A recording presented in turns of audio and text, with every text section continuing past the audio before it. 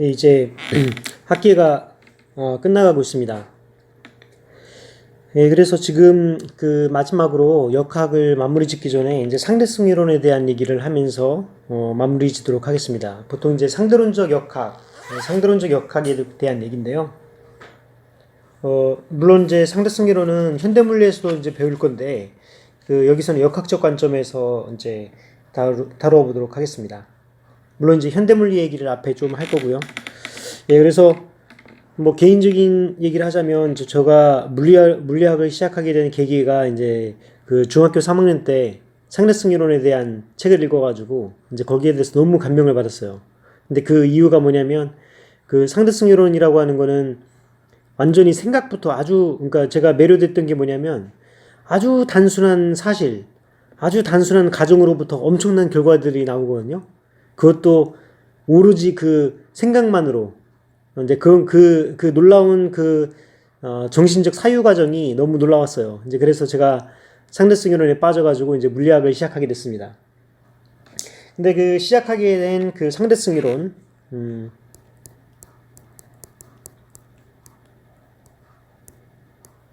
여기서 상대론은 뭐 제너럴 렐러티비티는 아니고요. 이제 특수 상대론이죠. 예, 스페셜 렐러티비티.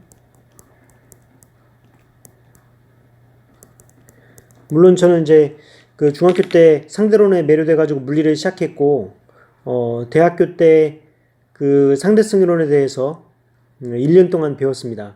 이제 저희 상대성 이론 쪽에 이제 유명한 교수님이 계셔가지고, 이제 그래서 그 상대론에 대한 수리 물리를 한 학기 동안 배우고, 이제 한 학기 동안 이제 상대론을 배웠어요.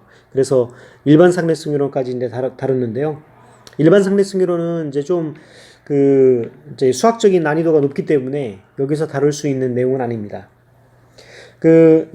놀라웠던 것이 무엇이냐? 이제 상대성 이론은 아주 단순한 가정으로부터 시작하죠. 단순한 가정인데 누구나 다 생각할 수 있는 가정이죠.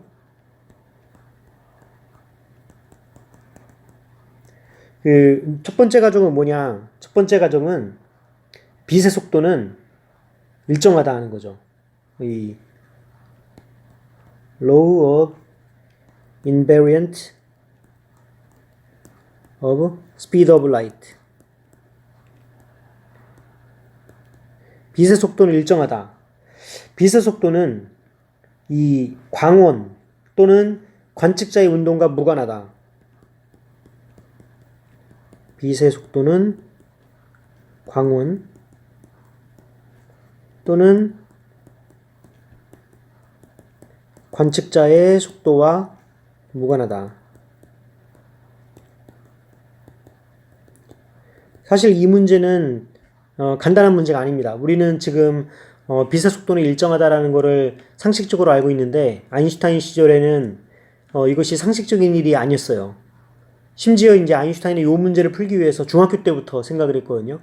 이제 김나지움 시절에 아인슈타인이 무슨 생각을 했냐면 만약에 내가 거울을 들고 빛의 속도에 가까운 속도로 날아간다고 하면 거울에 내 얼굴이 비칠까 안 비칠까 이제 이런 그런 고민을 하게 되죠. 그게 뭐냐면 이제 거울이 있다면 우리 이제 눈이 이렇게 있습니다. 우리가 얼굴을 본다는 얘기는 이제 빛이 거울에 비쳐서 우리 눈에 들어오는 이제 그런 과정인데요. 만약에 이 거울 자체랑 이 거울과 내가 빛의 속도로 움직이다. 빛의 속도를 이제 C라고 하는데 빛의 속도로 움직인다 그러면은 이 빛은 이게 쭉 날아오다가 이 빛의 속도가 날아오다가 거울과 닿지 못하니까 이 빛이 거울로 다가올수록 그러니까 거울도 빛의 속도로 멀어지니까요. 이제 그래서 이게 닿지를 못해서 우리 눈에 들어오지 못하지 않을까. 이제 그런 생각을 아인슈타인이 중학교 때 했던 거죠. 근데 이제 아인슈타인이 이제 그런 고민을 어렸을 때부터 했다가 나중에 이제 물리를 제대로 배우고 난 다음에는 빛의 속도는 일정하다라는 결론을 도달하게 되죠. 왜 그러냐면은 당연히 이제 그 당시에 이제 전자기학을 배웠겠죠. 전자기학이 이제 맥스웰 방정식을 배웠을 건데 그 맥스웰 방정식에서 나타나는 그 수식들을 보면은 빛의 속도가 일정할 수밖에 없거든요, 사실은. 왜냐면은 그 빛의 속도라고 하는 것이 원 오버 엡실론 제로 뮤 제로라고 하는 상수로 주어지기 때문에. 그래서 이런 빛의 속도가 일정하다라고 하는 그런 개념들이 그 머릿속에서 이제 그 이 맥스웰 방정식을 생각을 하면 빛의 속도는 일정하지 않을까라는 생각을 했던 겁니다. 만약에 빛의 속도가 일정하지 않다면 맥스웰 방정식이 운동에 따라서 다 달라져야 되겠죠. 그럼 이제 물리량이 어떤 물리 현상이 관측자 또는 이제 그 광원의 운동에 따라서 달라진다라고 하는 그런 사실이 여기에서 그 맥스웰 방정식을 변형시켜야 되는 그런 필요성을 느끼게 되잖아요. 그래서 굉장히 이제 고민에 빠지면서 결론은 빛의 속도는 일정하다라는 결론을 도달합니다. 그것이 이제 그 두 번째 가정인데요. 그거는 space is 그 공간은 균일하고 균등하다. isotropic and uniform. 아이소트로픽하다는 거는 이 방향에 따라서 이게 그 방향에 따라서 변하지 않는 것을 아이소트로픽이라고 얘기하고, 유니폼은 이게 그 앞뒤 좌우로 이렇게 움직여도 균일한 거를 우리가 이제 유니폼이라고 얘기합니다. 그래서 물리학의 기본 법칙들은 그 어떠한 그 유니폼한 상대 운동, 이 상대 운동에 따라서 어떤 두 관측자의 상대 운동에 무관하게 그 기본적인 물리 법칙은 변하지 않는다라고 하는 것이 두 번째 가정입니다. 두 번째 가정은 너무나 당연하죠. 예, 당연하지만 당연하지가 않죠. 예. 그래서 두 번째는 이제 물리학의 기본 법칙은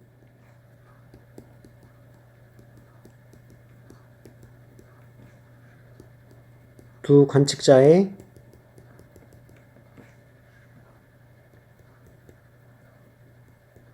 운동에 따라 또는 그 상대적 위치, 상대적 운동, 위치 변화 또는 상대적 운동이죠. 두 관측자의 상대적 운동에 따라서 동일하다. 이것이 이제 두 가지 가정입니다. 이러한 두 가지 가정으로부터 이제 놀라운 법칙들이 나오는 게 상대성 이론입니다. 그러니까 아인슈타인의 그 사고의 위대함을 이제 볼 수 있습니다.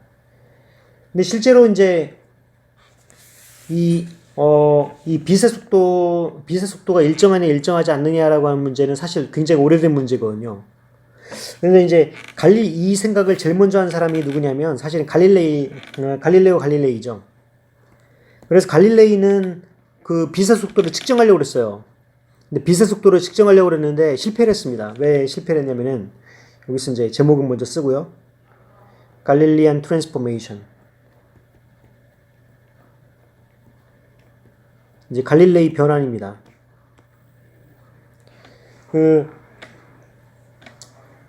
갈릴레이가 생각했던 거는 빛의 속도를 이제 어떻게 측정하려고 생각했었냐면요. 여기 산이 있고 여기 산이 있어요. 근데 여기서 이제 그 사람이 있어가지고 여기 양쪽에 여기 사람이 있어요. 여기 거리를 압니다.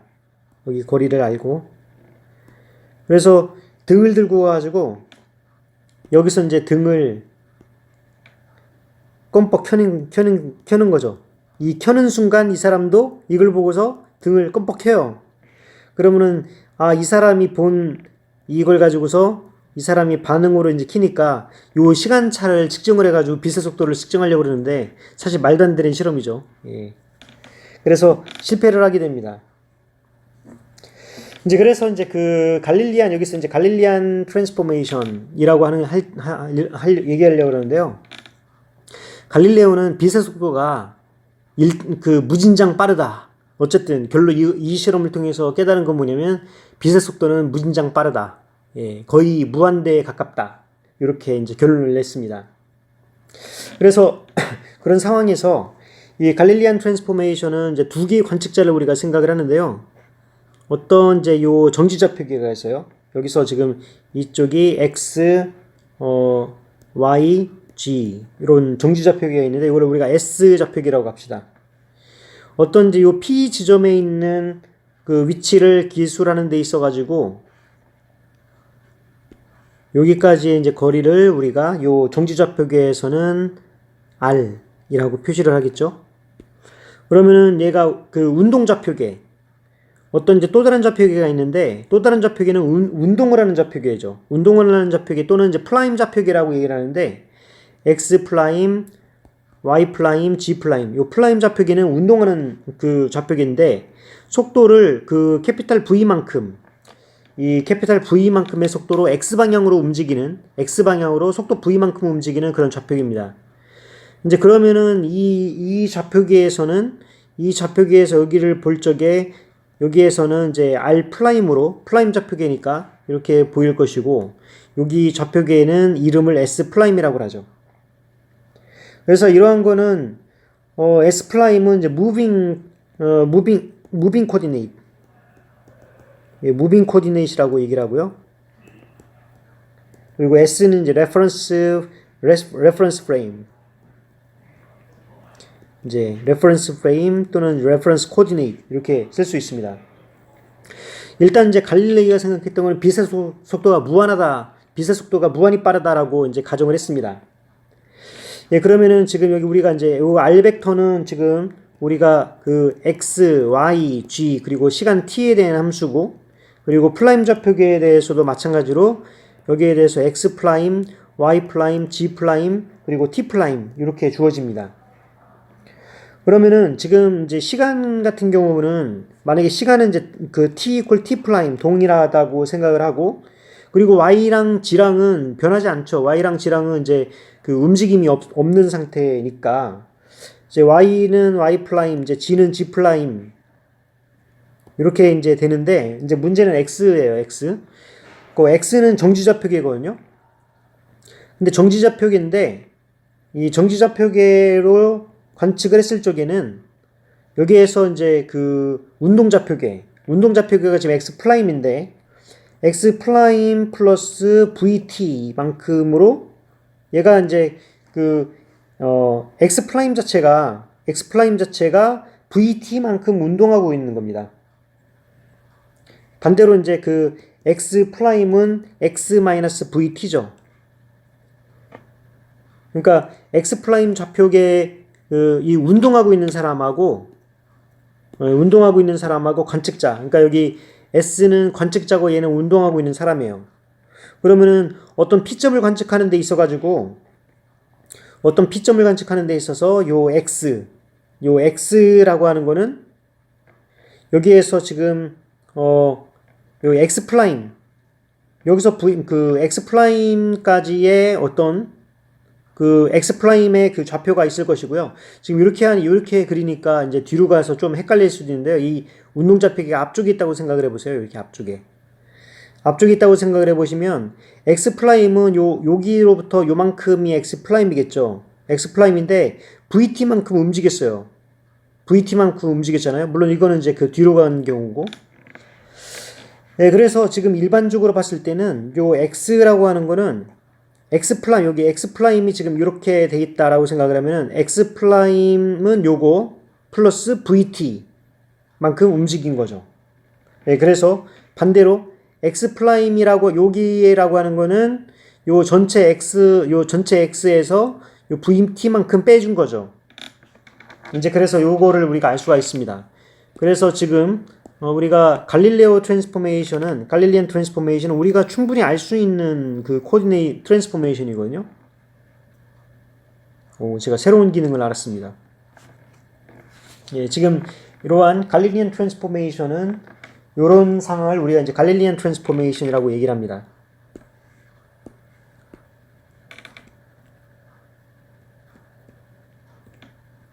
갈릴리안 트랜스포메이션. 이 갈릴리안 트랜스포메이션을 바탕으로 해서 우리가 살펴보면 우리의 일상적인 생각과 맞아요. 그리고 x에 대해서만 일단 먼저 생각을 해보면은 이 vx는 지금 dx dt죠. 이제 정지좌표계에서 측정한 속도. 이거는 시간은 t는 똑같으니까 이거는 ddt 플라임하고 같습니다. 그리고 x는 뭐냐면은 x 플라임 플러스 vt거든요. 그럼 요거는 이제 t랑 t 플라임은 같죠. 예, 그러니까 요거는 지금 dx 프라임 dt 프라임이기 때문에 vx 프라임 플러스 v 이제 이런 모양이 되거든요. 그래서 일반적으로 이제 v가 v 프라임 플러스 v 사실은 이제 이거는 이런 모양이 이제 되게 되는데 또는 v 프라임은 이제 v 마이너스 캐피탈 V 이렇게 돼요. 이거는 이제 여러분들 이렇게 생각할 수 있죠. 지금 정지좌표계에서 측정한 속도는 운동좌표계에서 측정한 속도에다가 이제 V를 더한다. 그러니까 지금 예를 들어서 어떤 사람이 여기서 차를 타고 가고 있는데요. 차에서 여기서 공을 던지는 거예요. 여기서 화살을 쏴요. 공을 던진다고 하죠. 여기서 사람이 이제 여기서 공을 던지는데 공을 슝 던지는 거죠. 이 공의 속도가 지금 예를 들어서 50km, 시속 50km로 던지고 있다고 생각을 해보고 차도 지금 50km로 가고 있습니다. 그러면 이 바깥쪽에 있는 사람 입장에서는 이 공을 뭘로 측정을 하냐면은 여기에서 이 사람이 차가 움직이는 속도에다가 여기 이 사람이 던진 공의 속도, 이 사람은 100km/h의 속도로 공을 던지고 있구나라고 측정을 합니다. 그게 정지좌표계에 있는 사람의 측정한 속도는 여기 운동하고 있는 좌표계에 던진 사람의 속도 플러스 운동좌표계 자체의 속도 이렇게 생각할 수 있죠. 예, 그러면은 지금 반대로 이거는 뭐 사실 반대죠. V 프라임은 이 사람 타고 있는 사람의 측정한 속도는 50km인데 50km는 이거는 이 사람 입장에서는 차가 정지하고 있는 것처럼 생각을 하잖아요. 자기는 정지하고 있고 이거는 50km로 공을 던진 건데 정지하고 있는 사람은 100km로 측정하고 있으니까 100km에서 이 차가 간 50km를 뺀 속도 50km/h의 속도를 측정한다라는 의미죠.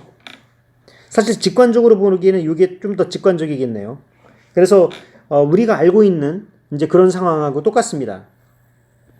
그럼 만약에 이게 이제 갈릴리안 트랜스포메이션에 대한 일반적인 얘기죠.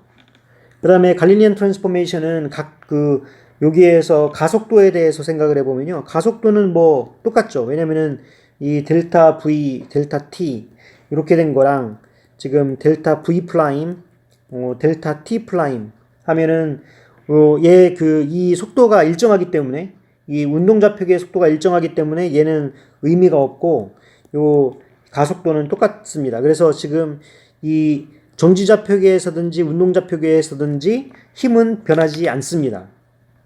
힘은 변하지 않는다. 이제 그게 이제 갈릴리안 트랜스포메이션에 대한 일반적인 이해죠. 예. 예, 그래서 지금 이러한 내용을, 이 갈릴리안 트랜스포메이션을 왜 이런 식으로 이제 요걸 얘기를 했냐면요. 역사적으로 보면은 이런 얘기를 하는 거죠. 갈릴레오가, 물건을, 그러니까, 지구는 둥글다. 그리고, 지구가 움직인다. 지구가 움직인다. 이제 지동설을 얘기를 했잖아요. 지동설. 그러니까 지동설을 얘기하니까 그런 얘기를 한 겁니다. 지동설을 얘기를 하니까 사제들이 그 당시에 이제 카톨릭 사제들이 그렇게 얘기를 했어요. 아니 지구가 있으면 이제 지구가 있는데 여기에서 이제 공을 던진다고 생각을 해보세요. 여기서 여기 공을 떨어뜨리는데 그동안에 지구가 움직이잖아. 그러면은 그동안에 지구가 움직이면 예를 들어서 지구가 이렇게 움직였다 그러면은 원래는 요 지점에 떨어져야 되는데 얘가 뒤로 가서 떨어지는 게 아니냐. 이렇게 이제 사제들이 반대 의견을 내죠. 그랬더니 이제 뭐라고 얘기를 하냐면은 갈릴레오가 만약에 내가 땅에서 공을 던진다 생각을 해보자. 땅에서 공을 던지면 당연히 공이 아래로 떨어질 거 아니냐. 근데 내가 이제 그 당시에는 이제 기차나 뭐 차가 없으니까 내가 배를 타고 지금 가고 있다. 내가 배를 타고 가고 있는데 내가 배에서 지금 공을 떨어뜨렸다. 배는 지금 이쪽으로 가고 있잖아요. 배의 속도를 이제 V라고 하는 거죠. 배가 가고 있는데 얘 여전히 배 위에서 공을 떨어뜨려도 공은 제자리로 떨어진다. 그게 왜 그런지 아느냐. 바로 이러한 원리 때문에 공이 이렇게 아래로 떨어지는 거다. 이제 그렇게 얘기를 합니다. 반박이 안 되죠, 그죠? 예. 그래서 이런 거에 대해서 이제 이런 반박을 피해가기 위해서 이 갈릴리안 트랜스포메이션이라는 개념을 도입을 했다는 겁니다. 그래서 여기까지는 지금 거의 뭐 완벽한 이론입니다. 여기서 뭐 더도 말고 덜도 말고. 그리고 이런 상태에서는 이 갈릴리안 트랜스포메이션 상황에서는 운동량 보존 법칙도 또 완벽하게 이제 성립을 하죠. 그래서 예를 들자면 이제 운동량 보존 법칙에 대해서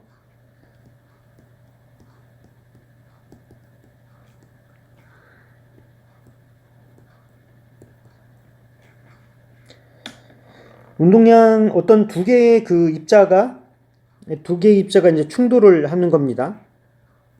충돌을 하는데 여기에서 충돌을 해가지고 나오는 이 두 개의 입자가 처음에는 얘가 이제 V1, V2만큼의 이제 속도로 움직였다가 여기에서 이제 여기에서 W1, W2로 속도가 변합니다. 그리고 질량은 이제 M1, M2고 뭐 이런 상황인데요. 만약에 이런 상황에서 지금 여기는 이거 같은 경우에는 지금 정지한 상태에서 이렇게 되는데, 만약에 이런 똑같은 상황이 이 운동하고 있는 상황에서 발생한다고 생각을 해보죠.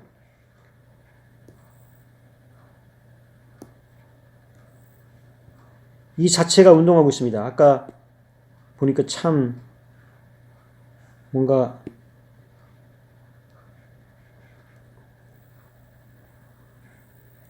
딱 박스를 치니까 이렇게 되는 그런 기능이 있는데, 그래서 이 자체가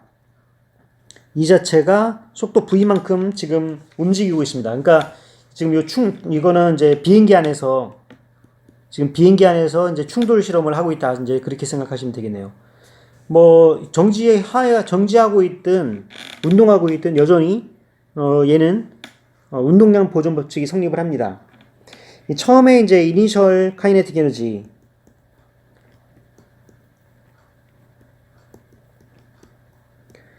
문제를 이제 간단하게 하기 위해서 이제 1차원 운동만 생각을 해보죠. 1차원 운동만 생각을 해보면은 처음에 카이네틱 에너지는 2분의 1 m1 v1 제곱 플러스 2분의 1 m2 v2 제곱일 것이고요. 그 다음에 이제 카이네틱 에너지 after collision, 충돌하고 난 다음에 카이네틱 에너지는 이제 2분의 1 m1 w1 제곱 플러스 2분의 1 m2 w2 제곱, 이제 이런 식으로 될 건데요. 질량은 변하지 않는다고 가정을 하면요. 변함을 가정을 하고, 그 다음에 사실은 이제 이러한 충돌 과정 후에 나타나는 거에서 이제 internal vibration이라든가 아니면은 로테이션을 이제 무시합시다.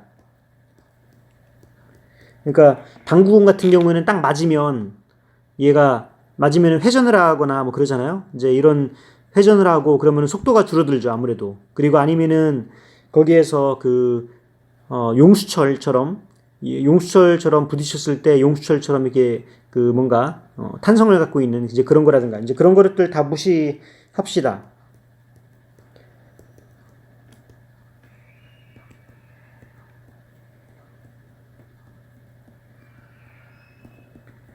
이런 것들은 이제 무시하게 되면은 지금 에너지는 이제 똑같게 되죠.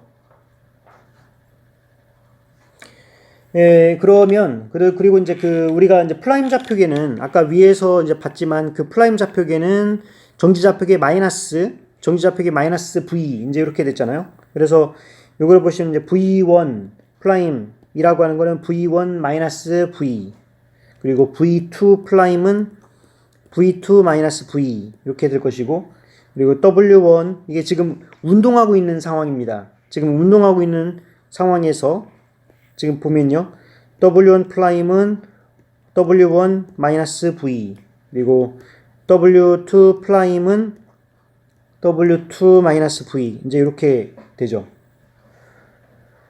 그래서 이제 운동 에너지 보존에 의해서 2분의 1 m1 v1 플라임 제곱 플러스 2분의 1 m2 v2 플라임 제곱. 지금 이거는 이제 그 비행기 안에서 요거는 2분의 1 m1 w1 플라임 제곱 플러스 2분의 1 m2 w2 플라임 제곱. 이제 이렇게 되죠. 그러면은 지금 이제 플라임 좌표계로 다시 이제 표시를 해보면은 2분의 1 m1에다가 v1이 뭐였냐면은 이제 얘가 v1 마이너스 v 전체의 제곱이니까 이거는 v1 제곱 플러스 v 제곱 마이너스 2의 v1 다트 v. 요게 이제 v1 제곱이고요. 그 다음에 2분의 1 m2 v2 제곱 플러스 v 제곱 마이너스 2의 v2 다트 v. 이렇게 될 것이고요. 얘가 이제 2분의 1 m1에다가 w니까 w1 제곱 플러스 v 제곱 마이너스 2w1 다트 v. 이렇게 될 것이고 2분의 1 m2 w2 제곱 플러스 v 제곱 마이너스 2w2 다트 v. 이렇게 될 겁니다. 예, 그러면은 지금 여기에서 이제 보면 여기서 v 제곱 요거랑 요게 서로 캔슬 되죠. 그 다음에 요거랑 요게 서로 이제 캔슬 됩니다. 예, 그래서 남은 거를 보니까 그리고 이제 2분의 1 v1 제곱, v2 제곱, 그리고 w1 제곱, w2 제곱은 아까 그 에너지 보존에 의해서 서로 위에 여기 보시면 이게 서로 같잖아요. 그 같으니까 또 걔네들도 다 캔슬 됩니다. 그럼 남은 거는 뭐냐면은 여기 있는 크로스 텀만 살아남죠. 여기 크로스 텀.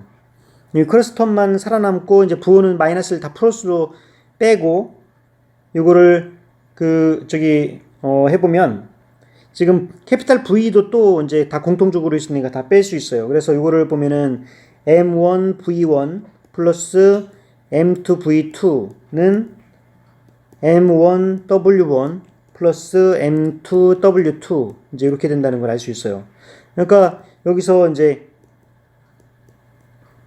conservation of linear momentum이죠.